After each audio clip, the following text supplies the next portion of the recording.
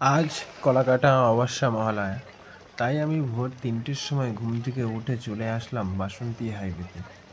তারপর বাস ধরে ধাক্কা খেতে খেতে চলে গেলাম আমরা হাওড়ার গঙ্গা নদীর তীরে। তো আজকে পিতৃতর্পণ করতে আমরা কিন্তু গঙ্গা নদীতে এসেছি। তো তোমরা দেখে নাও গঙ্গা নদীতে কীভাবে পিতৃতর্পণ করতে হয়। তো এখন কিন্তু আমরা বাসন্তী হাইওয়ে থেকে কিন্তু টানা বাস ধরে কিন্তু আমরা হাওড়ায় চলে এসেছি। তো সকালবেলার কিন্তু হাওড়ার স্টেশনটার একটু লুকটা ফার্স্ট লুক তোমরা দেখে নাও। তো হাওড়ার ব্রিজের পাশ দিয়েই কিন্তু আমাদের ঘাট আছে, সেই ঘাটে কিন্তু আমরা যাচ্ছি। তো চলো। কত ভিড় দেখো,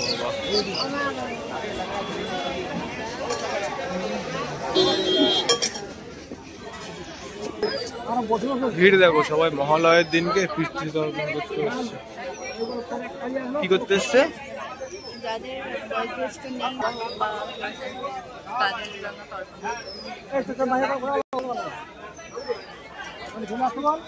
সূর্য উঠে গেছে, সূর্যটা দেখা যাচ্ছে।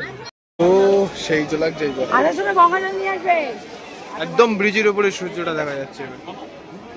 কত লোকের দুষ কিসে ভয়, ওই পুলিশ দাঁড়িয়ে আছে। ওই সামনে একটুখানি এগিয়ে গেলে পর পুলিশ বোট নিয়ে চলে আসবে। প্রচুর লোক। তো আমার কিন্তু পিতৃতর্পণ মানে ভুজি, আমার কিন্তু নদীতে, গঙ্গা নদীতে কিন্তু আমার দোয়া কমপ্লিট। স্নান করেও নিয়েছি এখানে আমি। তো এখন ড্রেস চেঞ্জ করা হচ্ছে, খুব সমস্যার ব্যাপার ছিল এখানে। সবাই একসঙ্গে আছে, তো সবাই একই সাথে সব কিছু করছে, মানে কেউ 5 জন, কেউ 6 জন, 7 জন, এরকম করে কিন্তু ধীরে ধীরে এগোচ্ছে।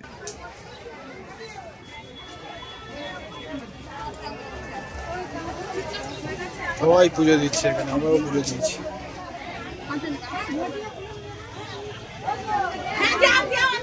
এটা বাবার মন্দির।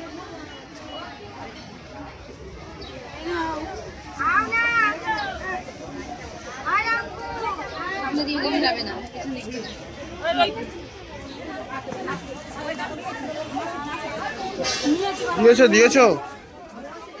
আমার 6:30 থেকে 7টার মধ্যে আধা ঘন্টা সময় লেগেছে, তার মধ্যে তো কমপ্লিট হয়ে গেছে।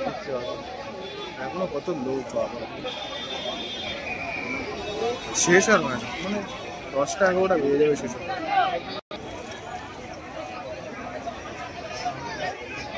ব্রিজটা দেখো, এখান থেকে ব্রিজটাও সুন্দর।